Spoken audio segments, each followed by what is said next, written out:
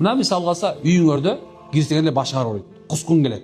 Үйүңдүн ичинде кирсең уйкуң келет, уйку эле басат. Чарчап атасың, бир нерсе болуп атасың. Эмне кылыш керек десем, мына дагы эле боо стакандагы, боо көз тийме болду. Мына момундай эле эмеге стаканга аласыңар. Ошол эле мынакей улуу кудуреттүү Алла Тааланын сөзү болгон аятыл курсини 4 жолу окуйсуң. Үйлөбөй эле кой, жөн окуп кой дагы. Анан колуң бисмилла, өзүң дараттуу болгонуңуз жакшы. Макул аял эркек кыла берсе болот. Бирок жанагындай этек кийген кеч койгонсор эми айтылбаш керек болуп атат да. Ошондой аялдардын оорусу болгон болсо андай кылбай эле койсун. Макулбу? Анан эгерде башыңыз оору, чарчап турсаңыз да кылбагын. Боодурий болуп турганда, күчтүү болуп турганда, курсагыңыз тоок болуп турганда, анан бисмиллахир-рахманир өзүңүзгө жанагындай бир аз 2 рекет намаз окуп калсаңыз анда бетер сон болот.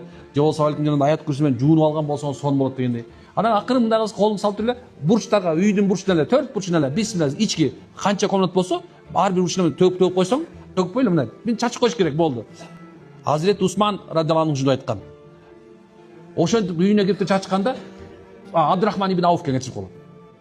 Сен эмне кылып атасың десе, мен бардык бизге жаманчылык кылуучулардан сактаныш үчүн ушуну кылдым деп атат. Бизге пайгамбардын сүннөтү сүннөт, сахабалардын да сүннөтү сүннөт болуп. Мына ушундай алып койсо, үй тазаланып калат экен.